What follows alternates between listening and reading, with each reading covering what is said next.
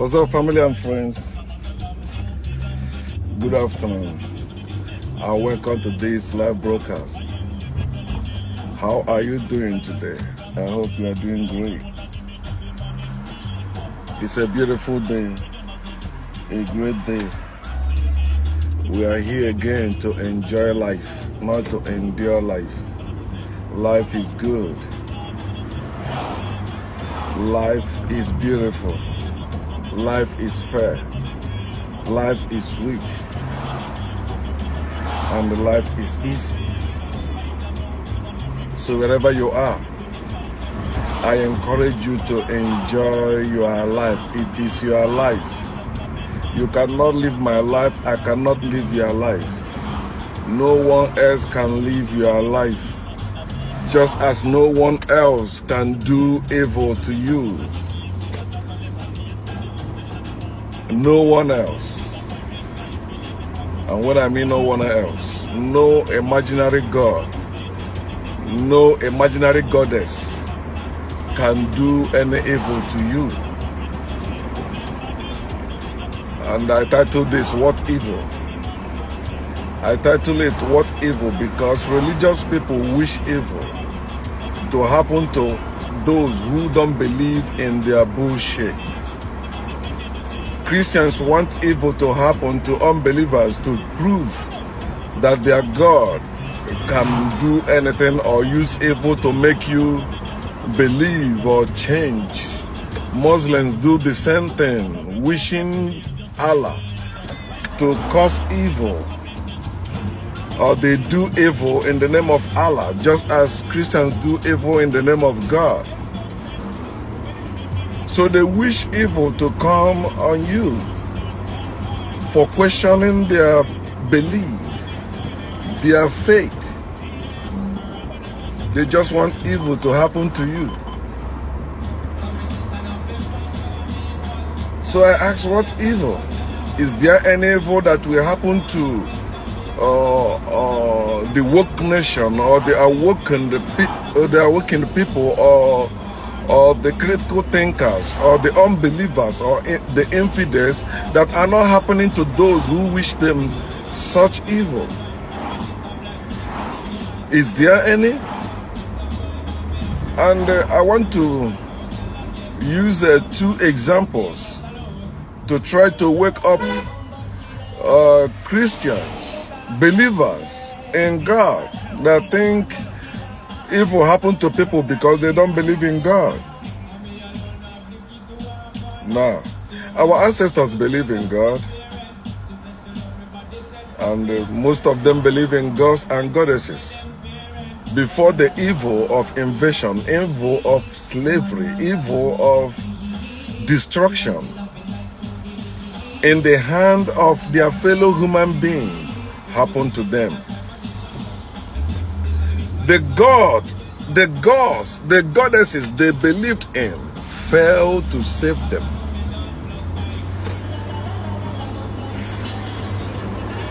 Their fellow human being lied to them, promising them a better place after they made their own place unbearable to them, telling them, oh, we're gonna take you to a promised land, a land flowing with milk and honey. They believe them.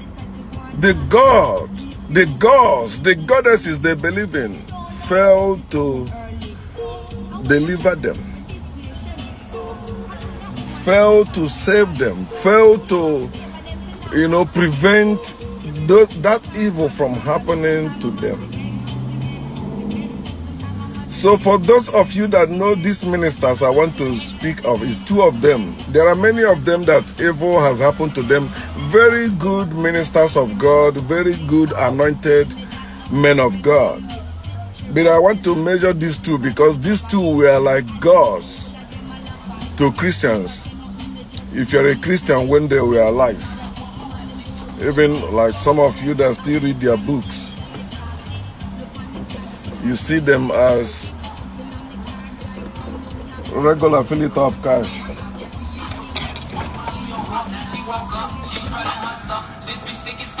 You see, they see them as God. Gods you must obey. Gods you must, listen to what they're saying, that there are gods you can see.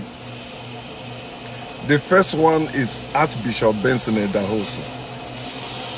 The first time I met Idahosa was in Kaduna, in Winners Chapel, when Kaduna was the international headquarters of Winners. So he used to come to, I think, either conference or ministers' conference in Kaduna, in Winners Chapel. So that's the first place I saw Idahosa. Man, it was glorious night that time. And after that, I began to follow Idahosa. Just like, when they say Andrew and his brother, Philip and Andrew, I think so, when they were with John the Baptist, but when they saw Jesus, they left John the Baptist for Jesus. That's the same thing that happened. I followed Idahosa till his death. Idahosa was known as a miracle worker. He was a bold preacher. Nigeria head of states then, like Babangida, they respected Idahosa, they fear him. Idahosa said, Babangida said, you speak like God live in your house. Don't top it, okay, leave it there. So, oh man.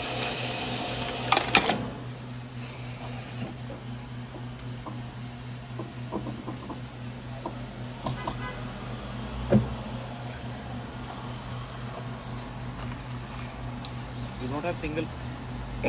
You want coins? Yeah, give me coins.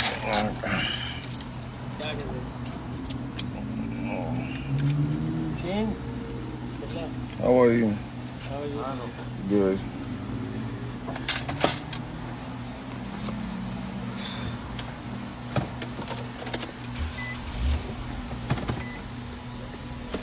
So, still on Idahosa, Archbishop Benson Idahosa.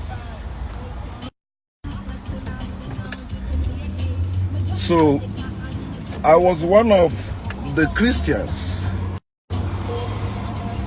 who followed Idahosa. Anything Idahosa speak is like God speaking. In fact, I was fighting anyone that speak negatively about Idahosa.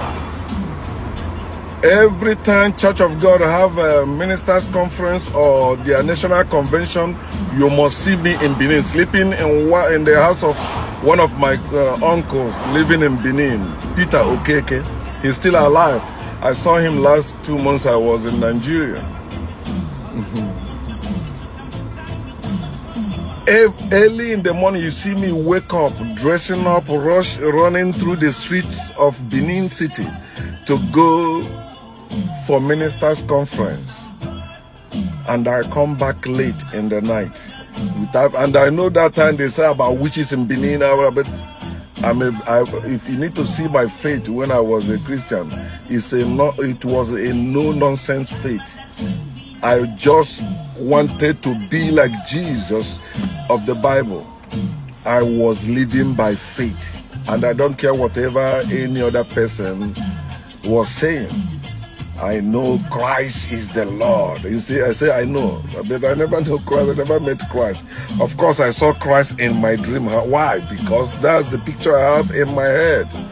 Whatever picture you have in your head, you will see it in your dream. That's why you see people seeing gods and goddesses or God or Jesus in their dreams, in their vision, but not in reality, because they already have that picture. They read the picture in a book and they register it in their head. They watch it in the movie, they register it in their head so they can see it in their vision, in their revelation, in their dreams. That's why I tell you that dreams, revelation, visions, they are not the truth, they are hearsay. You don't live your life on hearsay. It nearly destroyed my life. I dream about this, I wake up, I want to see it come to pass. Not knowing it's just picture in my head. I saw masquerade chasing me in the dream. I wake up, begin to cast devil, begin to bind, forgetting that it was a picture in my head growing up in my village, Christmas period or Easter period, when I'm running from masquerades or going to watch masquerade in my village. Those things were registered in my memory, but I keep dreaming about them, thinking they are real. They are not. Idahosa, nobody believed Idahosa will die at the age he died. I think he was 60-something years old when he died. My father is more than that now as I speak. My father is still alive, young. I'm the firstborn, so and my father had me when he was very young. So you know my father is young. So Idahosa did not die in accident. During his burial, the consolation or the comfort that some men of God expressed on pulpit while giving their praises on Idahosa and his God, declaring his exploits as a man that introduced or brought a prosperity gospel in Africa. So nobody expected him to die at that age, but the comfort they had, they said Idahosa flew all over the world about more than 43 times. He did not die in plane crash. He did not die in motor accident or road accident. He went to bed and never wake up. Nobody knew he will die. But you see how they comfort themselves? He didn't live long. So what happened to Psalm chapter 91? Saying, we satisfy you with long life. Idahosa did not live long. So for those of you that see death as evil, you can wish to those who don't believe in your God. I want you to know many men of God, good men of God, have died before their time, have died prematurely, have died when they're not supposed to die, when they are still at the prime of their life or time, when they were enjoying life. Many people follow. How dare you, Idahosa, having program in Benin, and you said there's no traffic? Ooh. People from every denomination, it doesn't, Christians, of course they go. They follow Idahosa. People drive all the way from the east, west, or all the parts of Nigeria just to attend his program. At least you can see many ministers today copying Idahosa, like Ayo Oliso was his son. But you know, Apostle Suleiman, of course, you know, he copied from Idahosa, all the ministers. And he was a papa to Oyedepo before he died. After he died, Oyedepo switched to Adeboye. When Idahosa was there, you can't say any other minister was your papa in Nigeria or in Africa. He's the only bold one. He's the one that speaks, and they speak to government too. Unlike all these crazy ones that are claiming to be operating like Idahosa in Nigeria today. Idahosa was not a coward minister like them. But what I'm saying is this: as great as Idahosa was,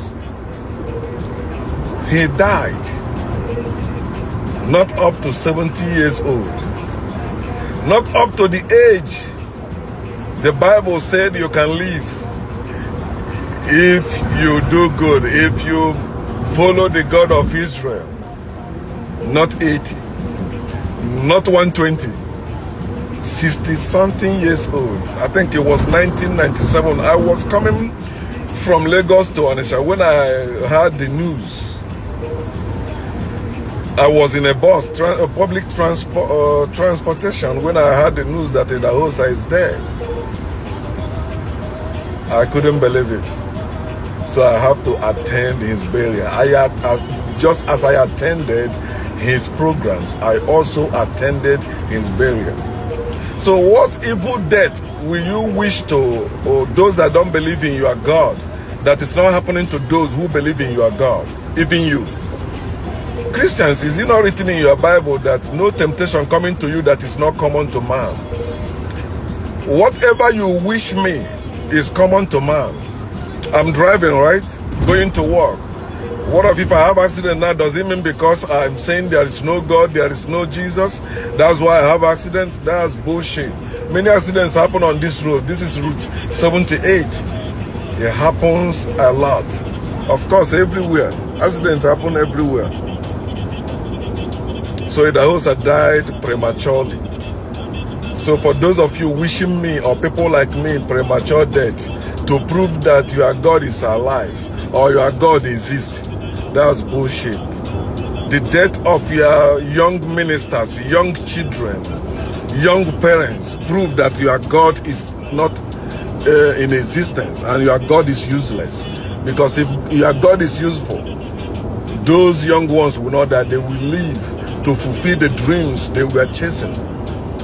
Christians perish in Ethiopia Airline. Christians perish in Twin Tower attack. That's when Osama bin Laden, as they say, attacked the Twin Tower in America. Christians died there. Christians died daily. Young Christians that don't supposed to die, they die. Getting sick and all that.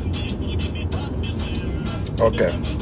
Another minister, I want to show you an example. Which Christians, those that are still reading his book, or those that are still going in that way of ministration, they love so much, they value, is Miles Munroe. Miles Munroe. How many of you know Miles Munroe? Some of them that are arguing with me on Facebook, some of them never even read his book or heard about him. Then they will come. I know my God will deal with you. My God will do this. Bullshit. If it's God that I remember when I was coming to Nigeria 2 months ago, one of my cousins, the one I called the evil cousin, she said that I will not succeed in my flight. I said, see this stupid idiot. Me.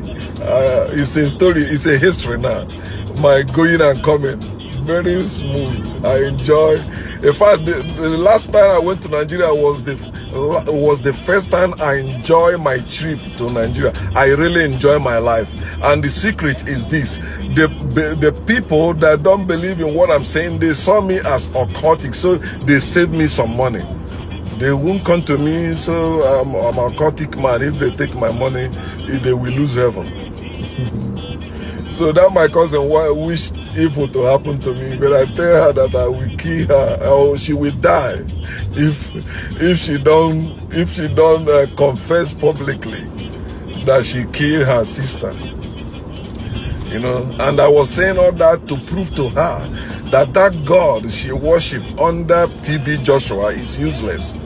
He cannot do anything. I don't want to speak about TB Joshua, how people die when his church collapsed.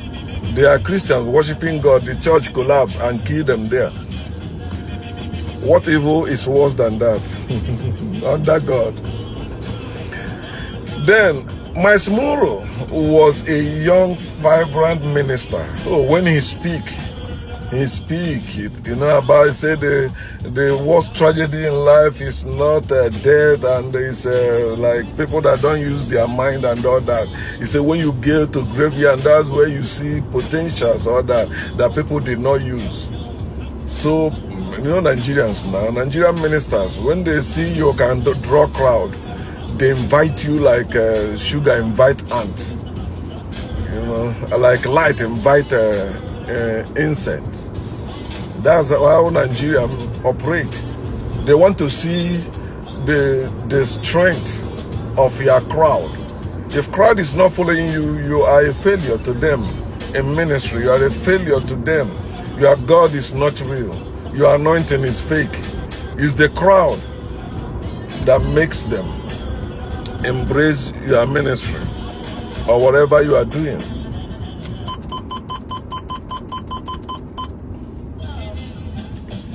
So, Miles Munroe Nobody knew Masihubunro will die when he died. Going about his business. I think it was his private jet or public plane. I don't know, but he died in plane crash. Plane crash. So the host did not die in plane crash. He went to bed and never wake up, right? Now, Masihubunro died in plane crash. Plane crash. It's a terrible death, right? Dying in plane crash. Now, if you wish, or you Christians, you believers that are wishing unbelievers to crash, their business to crash, or whatever they are doing to crash, that they shouldn't have money to pay their rent, they shouldn't enjoy life, you know, you are wishing evil to happen to them. What evil that is not happening to Christians? What evil that is not happening to Muslims? You haven't heard about Christians being murdered or being massacred by Muslims. And they died. God and Jesus failed to save them, failed to prevent their death, their suffering.